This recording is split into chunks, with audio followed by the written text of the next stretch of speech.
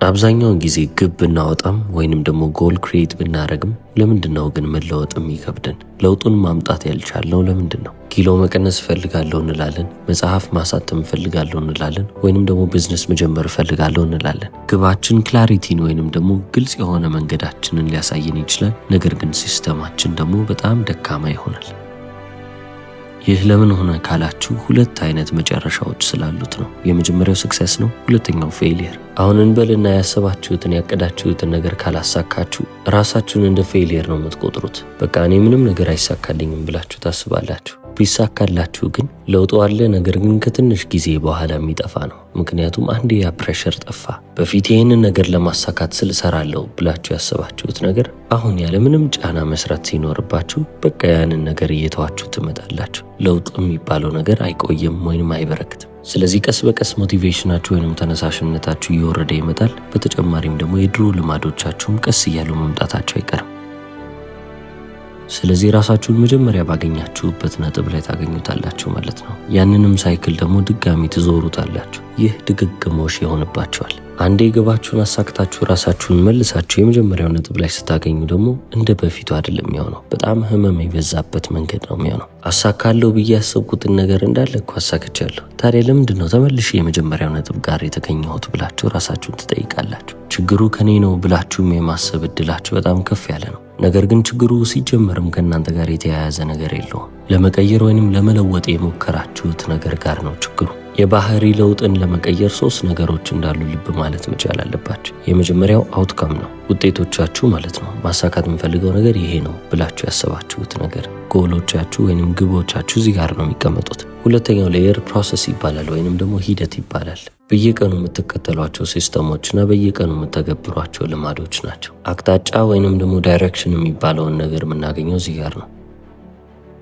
ልማድ ማለት ምን ማለት ነው ካላችሁ አንድ ተግባር ሲደጋገም ነው። ሲስተም ወይንም ደግሞ ይሄ ስርዓት ብለን የምናስበው ነገርስ ምንድን ነው ካላችሁ በተደጋጋሚ የምታደርጉትን አክሽን ወይንም ደግሞ የምታደርጉትን ተግባር ኮንሲስተንት እንዲሆን ወይንም ወጥነት እንዲኖረው የሚያደርገው ነገር ነው። ስለዚህ ልማድ ብለን ያሰብነው ነገር አክሽኖቹ ቢሆኑ ወይንም ተግባሮቹ ቢሆኑ ከተግባሮቹ ጀርባ ያለው ዋናው መሰረቱ ደግሞ ሲስተሙ ወይንም ደግሞ ስርዓቱ ይሆናል ማለት ነው። ጸሐፊውም ጄምስ ክሊር እንደዚህ ብሎ ይናገራል። ባወጣችሁት የግቦች ደረጃ መሰረት ከፍ እያላችሁ ሳይሆን የምትሄዱት ባላችሁ የሲስተም ደረጃ ዝቅ እያላችሁ ትመጣላችሁ ይላል። ለምሳሌ ግባችንን በአንድ በቀላል ነገር ላይ እንመስርተው፣ ቋንቋ መልመድን በለው። ስለዚህ ግባችን ፍሉዌንሲ ላይ ነው የሚሆነው፣ በዛ ቋንቋ ከሌሎች ሰዎች ጋር መግባባት መቻል። ስለዚህ አሁን ይህ አውትካሙ ወይንም ደግሞ ጎሉ ይሆናል። ታዲያ ግባችሁ እሱ ስለሆነ ግን ይህንን ነገር ለማወቅ ወይንም ደግሞ ቋንቋውን ለመቻል የሚጠቅማችሁ ነገር የለም። ዋናው ነገር ፕሮሰሱ ነው። ፕሮሰስ ውስጥ ደግሞ ምን አለ ብያችኋለሁ? ሲስተምስ እና ሃቢትስ አሉ። ስለዚህ ለምሳሌ በዛ ቋንቋ ውስጥ 10 ቃላቶችን በአንድ ቀን ውስጥ ማወቅ፣ በዛ ቋንቋ እየተነገረ ያለ የሆነን ነገር ለ5 ደቂቃ ማዳመጥ፣ በመጨረሻም ደግሞ ዋን ሾርት ኮንቨርሴሽን አንድ አጭር የምትባል ንግግርን ማድረግ ብለን ካቀድን ይህ ሲስተም ይሆናል። ሲስተሙ ማድረግ ያለባችሁን ነገር አስቀምጦታል። እናንተ ያንን ነገር እያደረጋችሁ በየቀኑ መቀጠል ደግሞ ተግባራችሁ ይሆናል። ያ ማለትም ደግሞ ተግባራችሁ ሲደጋገም ልማድ ይሆናል። ስለዚህ ግቦቻችን የሚጠቁሙት ወደ አውትካሙ ወይንም ደግሞ ወደ ውጤቱ ነው። ሲስተሞቻችን ግን ዳይሬክሽንን ይሰጡናል። ወደ ግባችሁ የምትሄዱበት አቅጣጫ ይሄ ነው ብለው ነው የሚያስረክቡ። ለዚህ ነው በህይወታችሁ ውስጥ ለውጥን ማምጣት ከፈለጋችሁ ጎሎቻችሁን ወይንም ደግሞ ግቦቻችሁን መንካት ሳይጠበቅባችሁ ሲስተሞቻችሁን መለወጥ ያለባችሁ። አሁን ታዲያ በዚህ በባህሪ ለውጥ ውስጥ የመጀመሪያው ሌየር አውትካም ነው፣ ሁለተኛው ሌየር ደግሞ ፕሮሰስ ነው ብለናል። ሶስተኛው ምንድን ነው ካላችሁ አይደንቲቲ ነው። ጥሩ የሚባሉ ሲስተሞችና ልማዶችን ቢኖሯችሁ ማንነታችሁ ላይ ካልሰራችሁ ለውጦቻችሁን እንዳለ እያጠፋችሁ ወይንም ደግሞ እየዘነጋችሁ ትመጣላችሁ። አሁን አይደንቲቲ ማለት ምን ማለት ነው? ኦፍኮርስ ማንነት ነው ብለናል። ነገር ግን ራሳችሁን የምትመለከቱበት መንገድ ነው። እኔ ነኝ ብላችሁ የምታስቡትንም ደግሞ ያመለክታል። አብዛኛው ሰው ብዙ ጊዜ የሚሳሳተው ለዚህ ነው። መለወጥን ሲያስብ ከውጪ ነው መጀመር የሚፈልገው። ያ ማለት ግቦችን ያነሳል፣ ከዛ በኋላ ወደ ዳይሬክሽን ይመጣል። ያ ማለትም ደግሞ ሲስተምና ሃቢቶችን ከዛ ወደ አይደንቲቲ ያልፋል። መጀመሪያ ግን መለወጥ ያለበት አይደንቲቲ ወይንም ማንነታችሁ ነው። ለዚህ ነው ጸሐፊው ጄምስ ክሊር በመጽሐፉ ላይ እንዲህ ብሎ የጻፈው፣ ውጤታማ በሚባል መንገድ ልማዶቻችሁን መለወጥ የምትፈልጉ ከሆነ ማተኮር ያለባችሁ ምን ማግኘት እችላለሁ፣ ምን ማሳካት እችላለሁ የሚለው ነገር ላይ ሳይሆን ምን መሆን እፈልጋለሁ፣ ማን መሆን እፈልጋለሁ በሚለው ጥያቄ ላይ ነው የሚለን። ለዚህ ነው የቀድሞ ማንነታችን ምንጊዜም ቢሆን ከደረስንበት ስኬት ጎትቶ የሚወስድን። ይህ ማለት እናንተ ተመሳሳይ ሰው ሆናችሁ የተለያየ ውጤት ብታመጡ አሁንም የድሮ ማንነታችሁ አለና አሁንም ተመሳሳይ የሚባል ሰው ሆናችሁ ትቀራላችሁ። ለዚህ ነው ስኬታችሁ ማይጣፍጣችሁ። ስለዚህ አሁን ለውጥን ከውጪ ሳይሆን ከውስጥ ነው ማምጣት ያለባችሁ። በሳምንት ውስጥ አንድ መጽሐፍ ማንበብ እፈልጋለሁ ካላችሁ ግብ ላይ ፎከስ አረጋችሁ ውጫዊ ነገር ላይ ነው። ነገር ግን አያም ሪደር የምትሉ ከሆነ እኔ አንባቢ ነኝ የምትሉ ከሆነ ግን አይደንቲቲያችሁን ነው እየተናገራችሁ ያላችሁት። ይህ ትንሽ የሚባል ልዩነት ብቻ ትልቅ የሚባል ለውጥን በህይወታችሁ ይዞላችሁ ይመጣል። እንደምታስቡት ቀላል አይደለም። በአንድ ሳምንት ውስጥ አንድ መጽሐፍ አንብቤ ይጨርሳለሁ ብላችሁ ግብ ካወጣችሁ ባህሪያችሁ ዲፔንድ የሚያደርገው ወይንም ደግሞ ባህሪያችሁ የሚንተራሰው ሞቲቬሽናችሁ ላይ ነው ወይንም ተነሳሽነታችሁ ላይ ነው። ስለዚህ ማንበብ በማትፈልጉበት ሰዓት ላይ መጽሐፍ አታነቡም። እናንተ የምታነቡት መቼ ነው? ማንበብ በተሰማችሁ ሰዓት ላይ ኢንስፓየርድ ስትሆኑ ወይንም ደግሞ ደስ የሚል ተነሳሽነት ሲኖራችሁ። ባህሪያችሁ ግን ከአይደንቲቲያችሁ ጋር ሲተሳሰር ወይንም ደግሞ ሲያያዝ የዛኔ ኦፕሽናል መሆን ያቆማል። አንባቢ ነኝ ብዬ ራሴን ከጠራው ግዴታ ማንበብ አለብኝ ወደሚል አቋም ትመጣላችሁ። እንደዛም ነው ለውጥ የሚመጣው። የምርም አንባቢ የሆነ ሰው ዛሬ ማንበብ አለብኝ ወይስ የለብኝም ብሎ ራሱን አይጠይቅም። ሯጭ የሆነ ሰውም ዛሬ መሮጥ አለብኝ ወይስ ዛሬን ልዝለላት አይልም። ራሱን አንባቢ ብሎ የጠራ ሰው ያነባል። ራሱንም ሯጭ ያለገ ሰው በየቀኑ እየተነሳ መሮጡ አይቀርም። ስለዚህ አይደንቲቲ ምንድን ነው ብላችሁ ራሳችሁን ጠይቃላችሁ። ቀኑን ሙሉ እያደረጋችሁ የምታልፉትም ነገር ደግሞ አይደንቲቲያችሁን ወይንም ደግሞ ማንነታችሁን እየገለጠ የሚያሳይ ነገር ይሆናል። ታዲያ አንባቢ ነኝ ብላችሁ በየቀኑ እያነበባችሁ የምታልፉ ከሆነ አክሽኖቻችሁ ፕሩፍ ይሆናሉ ወይንም ደግሞ ማስረጃ ይሆኑላችኋል። የምርም አንባቢ እንደሆናችሁ እያረጋገጣችሁ ታልፋላችሁ ማለት ነው። ሪኢንፎርስመንት ይፈጠራል። ለአክሽኖቻችን ወይንም ለተግባሮቻችን ሲስተም እንዳለን ሁሉ ለብሊፋችንም ወይንም ደግሞ ለእምነታችንም ሲስተም ይኖረናል። ለምሳሌ ጤናማ መሆን እፈልጋለሁ ብላችሁ አስባችሁ ራሳችሁን ግን እንደ ጤነኛ ሰው ማትመለከቱ ከሆነ መቼም ቢሆን ምንም ያህል ብትለፉ እናንተ ያንን ማንነት ብቻ ነው እያንጸባረቃችሁ የምታልፉት እንጂ ተግባሮቻችሁና ሲስተማችሁ የጤናማ ሰው ቢሆንም እንኳን መቼም ቢሆን አይደንቲቲያችሁ ካልተለወጠ እናንተም ደግሞ የምትፈልጉትን ውጤት አታገኙ። ያ ማለትም ጤናማ አትሆኑ። በሌላ ምሳሌ ልስጣችሁ። ከዚህ በኋላ ጠዋት እነሳለሁ ብላችሁ ያሰባችሁ ሰዎች ናችሁ። ግባችሁ ወይንም ጎላችሁ እሱ ነው። ነገር ግን አይደንቲቲያችሁ አም ኖት ሞርኒንግ ፐርሰን የሚል ከሆነ እኔ የጠዋት ሰው አይደለሁም የሚልን አመለካከትና እምነት ይዛችሁ የምትንቀሳቀሱ ከሆነ የፈለገ ቢሆን ጠዋት አላርሙ ይጮሃል፣ እናንተ ግን ተኝታችሁ ነው የምታሳልፉት። ምናልባትም ለአንድ ሳምንት ጠዋት እየተነሳችሁ ልትሄዱ ትችላላችሁ። ነገር ግን ተመልሳችሁ ወደዛ ወደ ዋናው ማንነታችሁ መመለሳችሁ አይቀርም። ምን አይነት ማንነት አለኝ እኔስ ማን ነኝ ብላችሁ የምጠይቁ ከሆነ አብዛኛውን ጊዜ ከአፋችሁ የሚወጡትን ነገሮች መመልከት ብቻ በቂ ነው። ወይንም ደግሞ ጓደኞቻችሁ የሚያወሩትንም ነገር ስሙ። እኔ ማትስ ላይ መጥፎ ነኝ ሲሉ ትሰማላችሁ። እኔም ደግሞ በጣም አርፋጅ ነኝ ብላችሁ እናንተ ታወሩ ይሆናል። አንዱ የሚነሳና ደግሞ እኔ ከቴክኖሎጂ ጋር ብዙም አልግባባም ብሎ አይደንቲቲዎችን ፎርም እያደረጋችሁ ታልፋላችሁ። ይህንን የምታደርጉት በማወቅም ባለማወቅም ሊሆን ይችላል። ነገር ግን ያ ማንነታችሁ ይሆናል ማለት ነው። ምክንያቱም እኔ እንደዚህ ነኝ ስትሉ ያ ያላችሁትን ነገር አምናችሁታል ማለት ነው።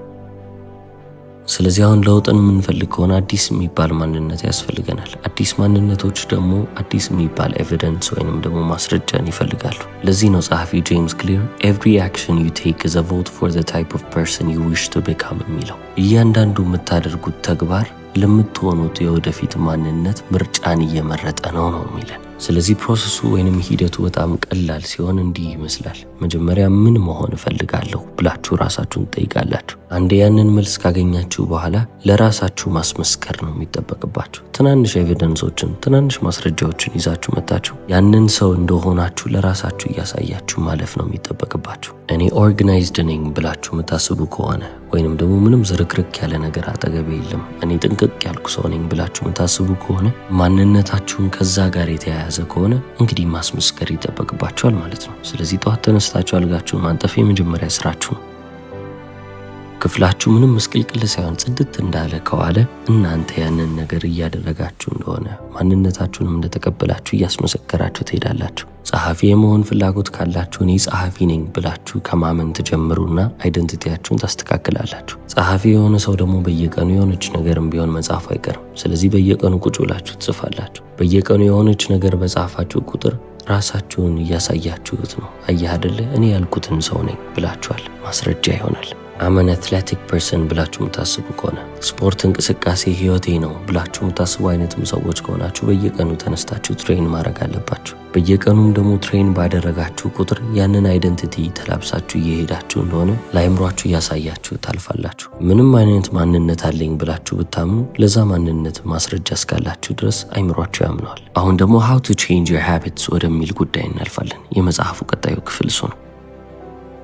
ልማዶቻችንን እንዴት ነው የምንቀይረው ብለን ከጠየቅን ሲጀመርም ሀቢት ወይንም ደግሞ ልማድ ምን እንደሆነ መጀመሪያ ማወቅ ይጠበቅብናል። አንድን ተግባር በተደጋጋሚ በጣም ከማድረጋችን የተነሳ ያ ተግባር ከምርጫነት አልፎ ወደ አይደንቲቲያችን ያለፈ ጊዜ አውቶማቲክሊ እናደርገዋለን። አይምሯችን ያንን ነገር ለማድረግ ማሰብ አይጠበቅበትም፣ ወዲያውኑ ነው ያደርገዋል። የዛኔ ይህንን ልማድ ብለን እንጠራዋለን። ታዲያ የዛ ተግባር ድግግሞሽ ወይንም ደግሞ ሬፒቲሽን አይደንቲቲን ወይንም ማንነትን ከመቀየር በላይ አይምሯችንንም እየለወጠብን ይመጣል። ሁሌ የምታደርጉትን ተግባር እየተገበራችሁ ባለፋችሁ ቁጥር አይምሯችሁ ውስጥ ያሉት የኒውራል ፓትዌዎች የበለጠ ላይት እያደረጉ ይሄዳሉ ወይንም ደግሞ ፋየር እያደረጉ ይመጣሉ። ተመሳሳይ አክሽን ስለሆነ ያንን ተግባር አደረጋችሁት ማለት ያቺን የኒውራል ፓትዌይ አቀጣጠላችኋት ማለት ነው። ያንን እየደጋገማችሁ በመጣችሁ ቁጥር በተደጋጋሚ ያቺን መስመር ይዛችኋል። ስለዚህ የበለጠ አውቶማቲክ እየሆነ የሚሄደው ለዚህ ነው። አይምሯችሁ አንድን መንገድ ብቻ ለመደ።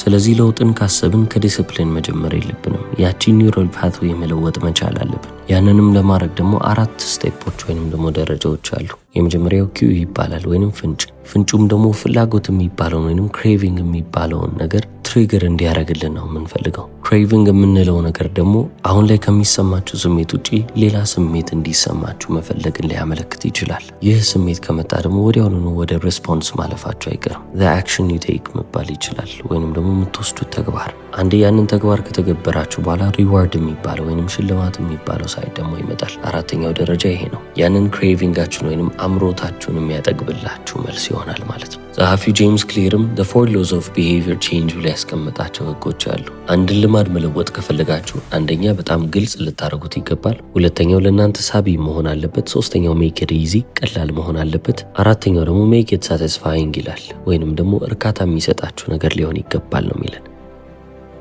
ስለዚህ አሁን የመጀመሪያው ኪው የተባለው ወይንም ደግሞ ፍንጭ የተባለው ነገር እንደምን ልንወስድ እንችላለን? ኤንቫይሮንመንት ወይንም ደግሞ አካባቢያችን።